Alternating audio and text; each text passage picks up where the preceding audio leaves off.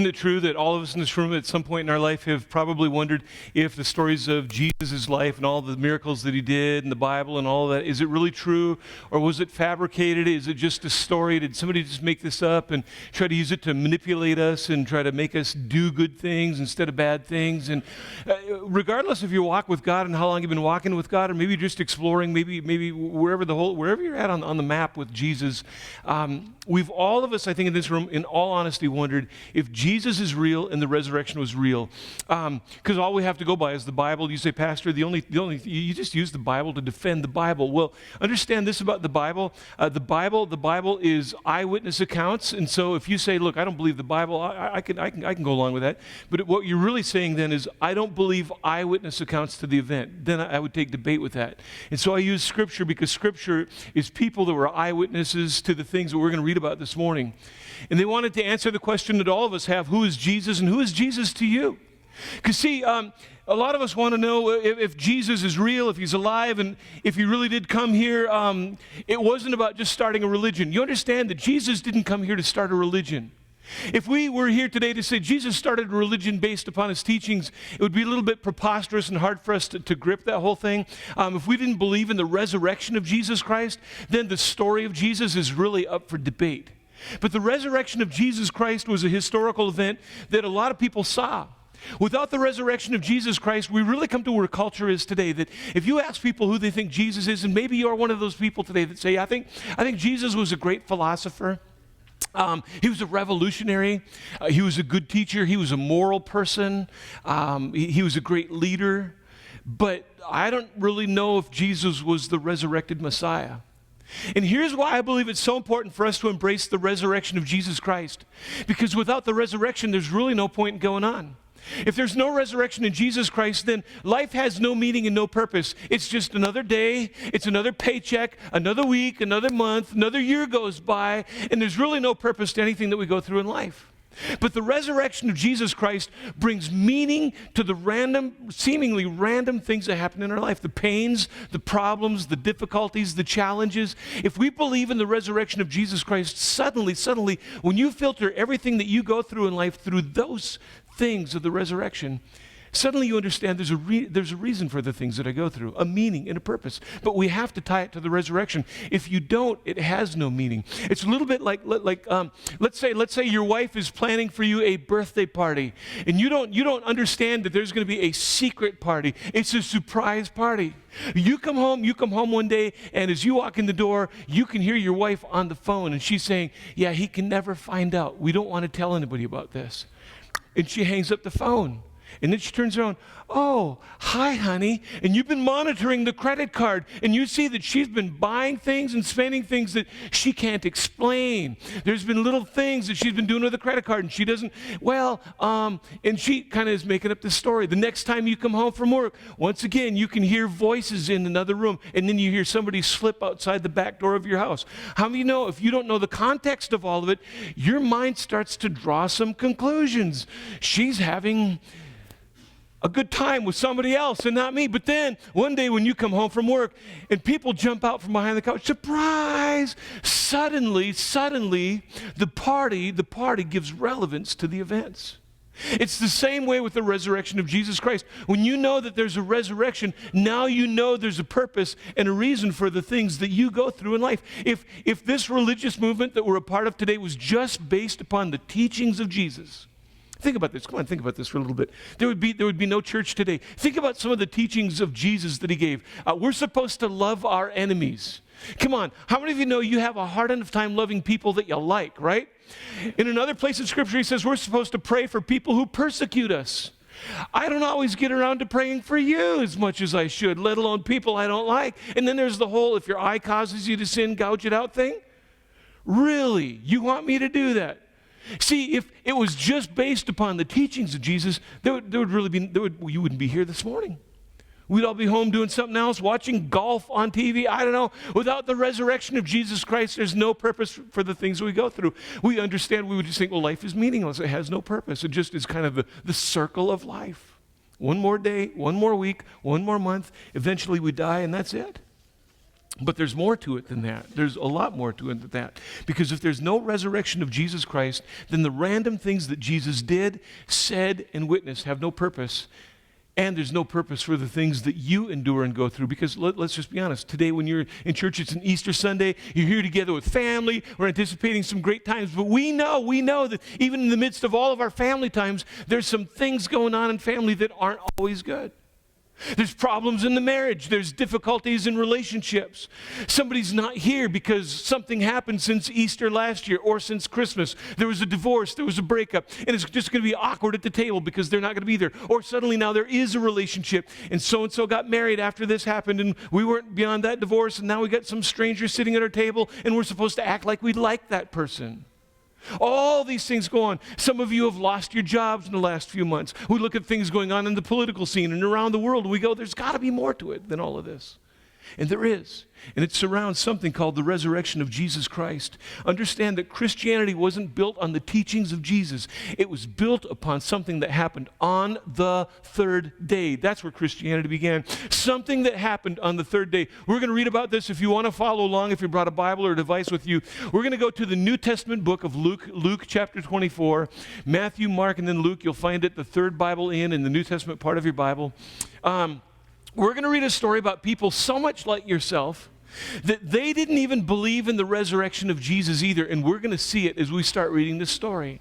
But then we're going to see where they realized the resurrection was real and what it meant to them and what it can mean to you. So in Luke chapter 24, we're going to begin in verse number 1. This is a great story. I love reading through this story in the Easter season, and I want to share it with you this morning.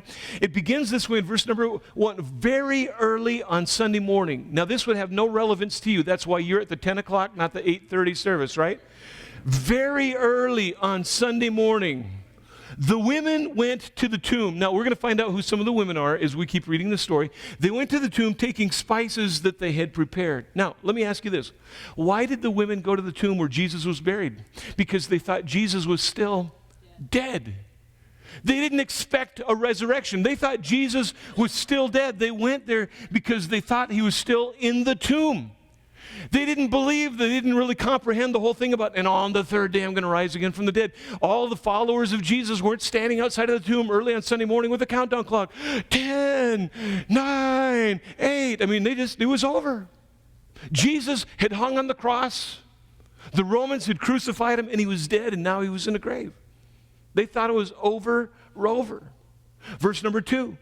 They found that the stone that had covered the tomb had been rolled away from the entrance. So verse 3 says they went in, but they couldn't find the body of the Lord Jesus. And as they stood there puzzled, two men suddenly appeared to them, clothed in dazzling robes. I love verse number 5. Look at this. The women were terrified, and you wouldn't be? They were terrified. They bowed down with their faces to the ground. And then look what the angels say. Why are you looking among the dead for somebody who is alive? And if they were to answer the question, they would have said, because we thought he was dead, right? That's why we're here. The angels ask him the question. Verse number 6, look, he isn't here. He's risen from the dead. He's risen from the dead. Remember that he told you back in Galilee that the Son of Man must be betrayed into the hands of sinful men. I can about imagine as the angels are asking them this question, they're just nodding like,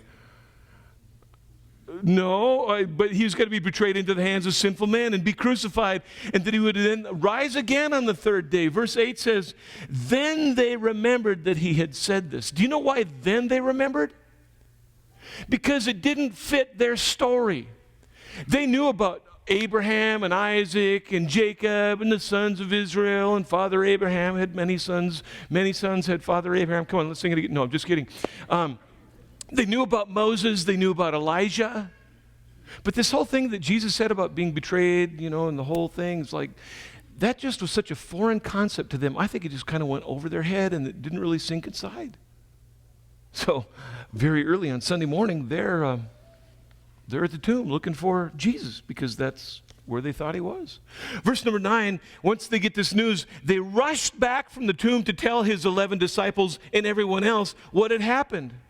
Can you imagine this? For the 11 disciples, there's no longer 12. Judas has taken his own life. The 11 are sitting around. It's Sunday morning. There's nothing to watch on TV.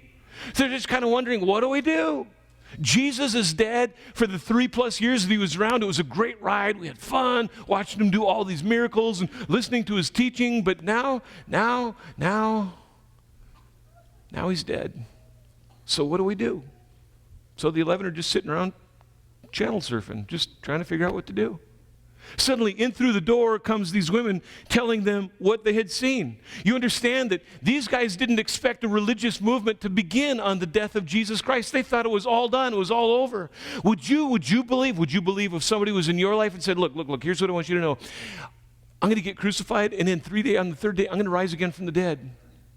You wouldn't believe the story. They didn't believe the story either.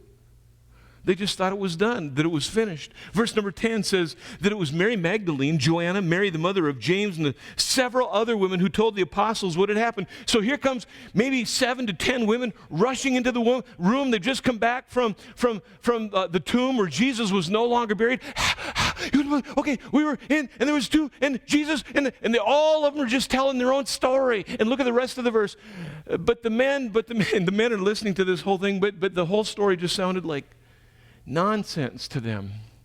Can you imagine this? You're just 11 guys sitting around just chilling early on a Sunday morning. The women come rushing in. You wouldn't believe we went to the tomb and the stones rolled away and there was 2 angels and they're all telling their version of the story, all 10 of them at the same time, and the 11 disciples are going,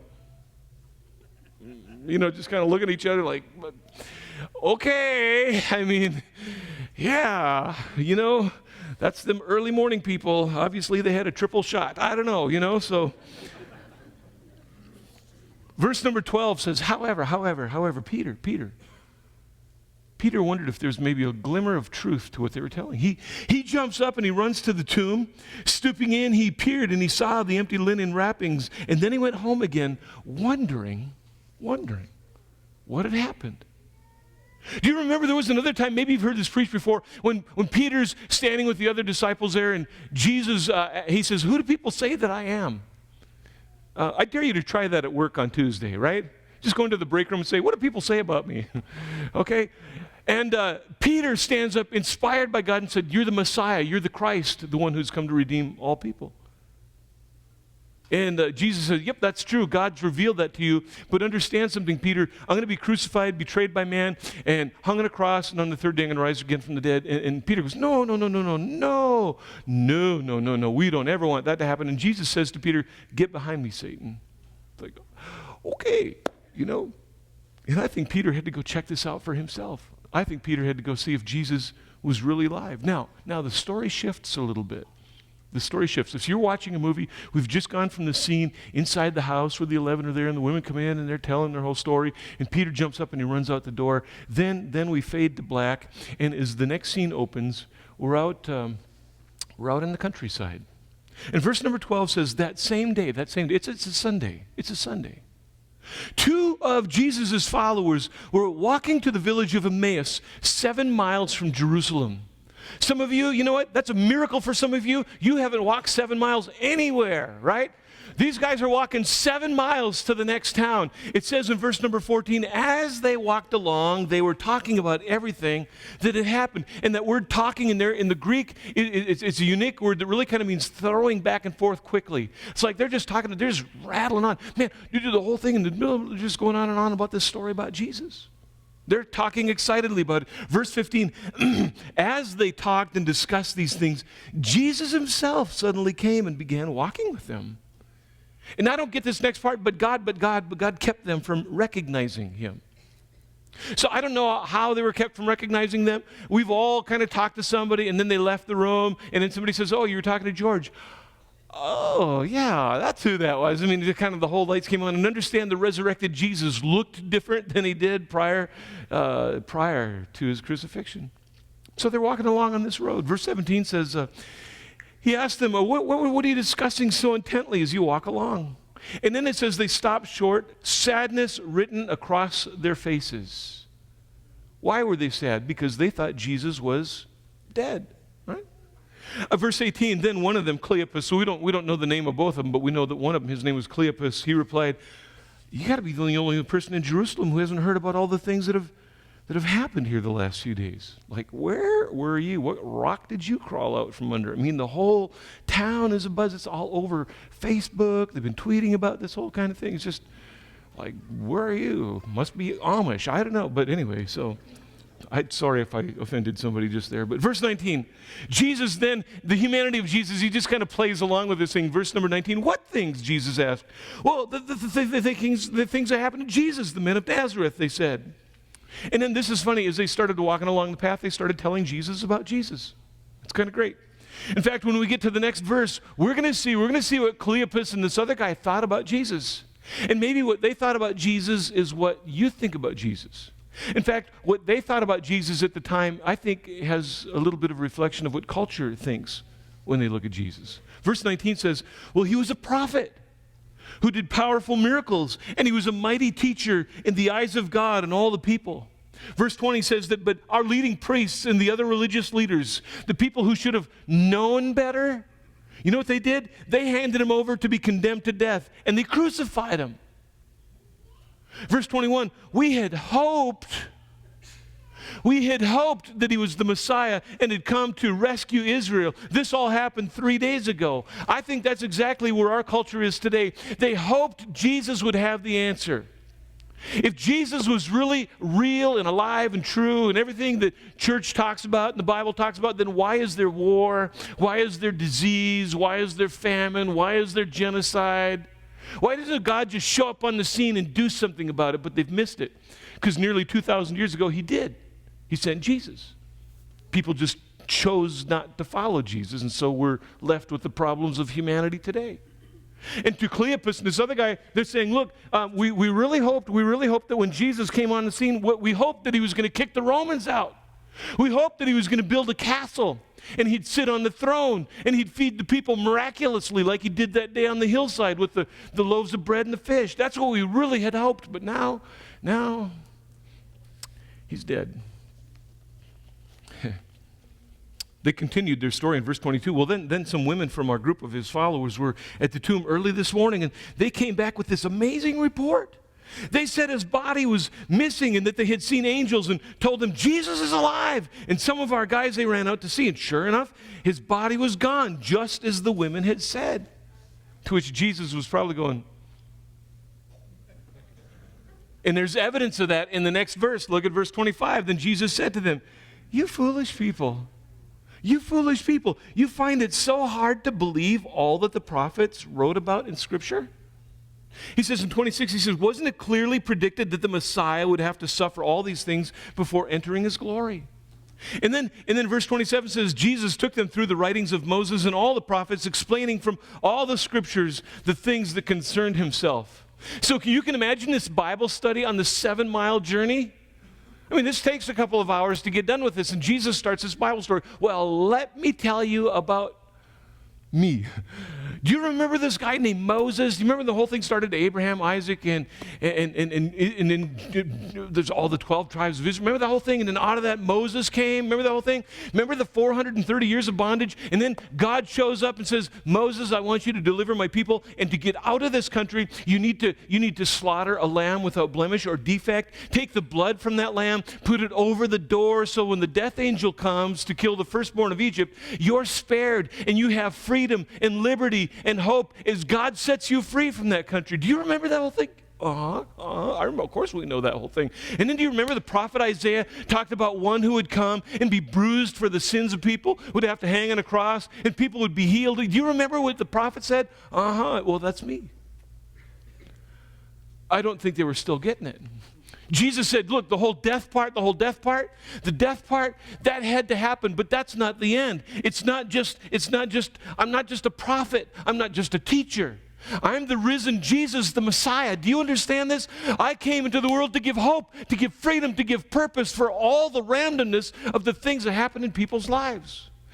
Well, verse number 28 says that by the time they were nearing Emmaus, can you imagine this? 3 guys walking along. There was a sign alongside the road with an arrow, and it said Emmaus that way.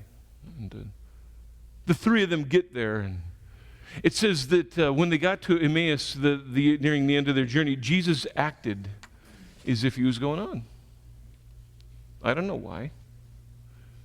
Verse 29 says, but they begged him, stay the night with us, since it's getting late. And so he went home with him. When they get home, they did what every good follower of Jesus does. We eat, right? You're all going to eat today. And that's what they did. They sat down at the table to eat. Verse number 30, as they sat down to eat, Jesus took some bread and he blessed it. In other words, he prayed over it. And then he broke it and he gave it to them. Now, Jesus had done this before with them. We read about it all the time in communion. He sat with the 11 disciples, and here the 11 disciples are together, and the other followers of Jesus, they'd seen Jesus do this numerous times. And Jesus sits down and he breaks the bread. And you know, people have certain mannerisms. We recognize people by their mannerisms, and it was no different with Jesus. So he breaks the bread. Verse number 31, Suddenly their eyes were opened and they recognized him. And at that moment, he disappeared from their sight. It was as if he broke the bread, and I think it just took place instantaneously. He breaks the bread and they're like, he's gone. And if I was there, I'd be like, no, come back. Like, we just get it now. Why'd you leave, you know?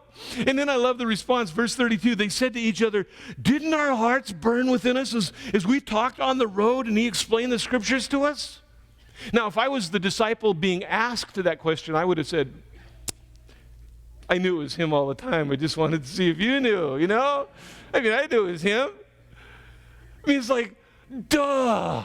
It was kind of that kind of a moment. And then look at verse 33. This is huge. And within the hour, they were on their way back to Jerusalem. Now, they just walked 7 miles. They had a quick bite to eat, and then they start the 7-mile journey all over again. And then they found the 11 disciples and the others who had gathered with them, and they said, say it with me, the Lord has really risen. Can you imagine the excitement in these guys? I mean, they thought it was done, it was over, it was a 3.5-year journey with Jesus, it was great, it was all fun, but the whole thing on Friday just crushed our hopes. There was no purpose to get up on Saturday, there was no purpose to get up on Sunday, and all of us know the feelings of Monday, right? I mean, they're just like, it's done. Now what are we going to do? In fact, we read later in the book of John that Peter and some of the disciples, they were so hopeless, they resorted to fishing. I don't know if you've ever been that hopeless before. Okay, I just made some more enemies. All right, so they just thought it was done. So the fact that Jesus was alive was so exciting to them. It gave them purpose. It gave life meaning and context once again. The resurrection makes your life make sense. The resurrection was the beginning of your story. The death of Jesus wasn't the beginning of the story. The resurrection of Jesus Christ is the beginning of the story. And all of us in this room, we are characters. We're characters in the story. And if I had the privilege of sitting down with all of you in this room, and I would say to you, tell me your story. You all have a story. You have a story about childhood. And some childhoods were amazing, phenomenal, and some childhoods are full of heartache and secrets. Some of the marriages here are amazing marriages, and you just love the person you partnered with for life. And some of you are on a second or third or fourth marriage because the others, well, there was a story. For some of you, tomorrow begins a journey with a healthcare professional because there's a diagnosis. For students that walk down the hallways of our school surrounded by hundreds of other students, but nobody knows the ache and the heartache and the pain of loneliness that you feel. And they know when you sit all by yourself in a desk. They know when you're all by yourself on the way to school or home from school and you just stick something in your ears or watch something trying to block out the pain of what you feel. And you wonder, what's the purpose in all of this? What's the purpose in all of it? And God knew there would be pain in this life because that's the consequence of sin. And that's just where we live. And so God in his mercy we're told in John 3:16, sent his one and only Son into this world. For God so loved the world. God so loved the world in the midst of all of its pain and the mess of life and the messes we make of life. God still loved us that much that he would send his one and only Son into that mess to die for it.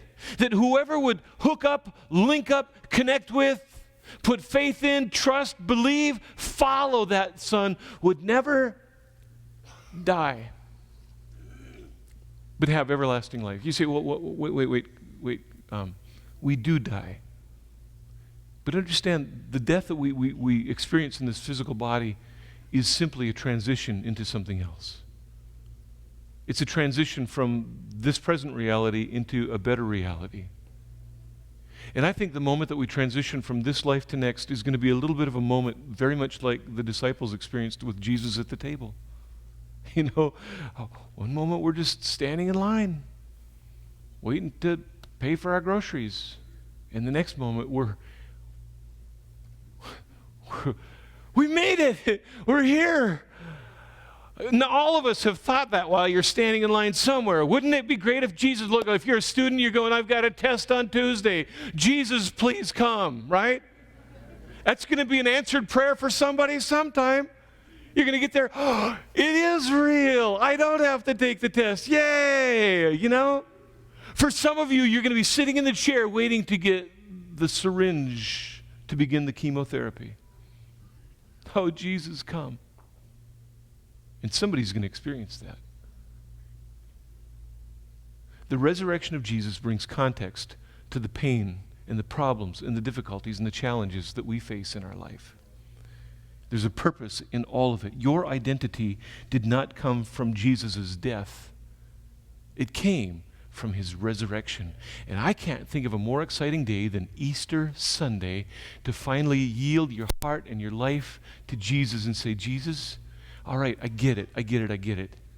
I believe that the resurrection was real, and now I understand, and I want my life and the pains, the difficulties, and the problems I go through in my life to be filtered through that resurrection. Because let's just be honest, this life is filled with challenges, tragedies, and hopeless situations. But when we anchor ourselves spiritually and emotionally and mentally to Jesus Christ, we have anchored and connected ourselves with hope because of the resurrection. Let's pray.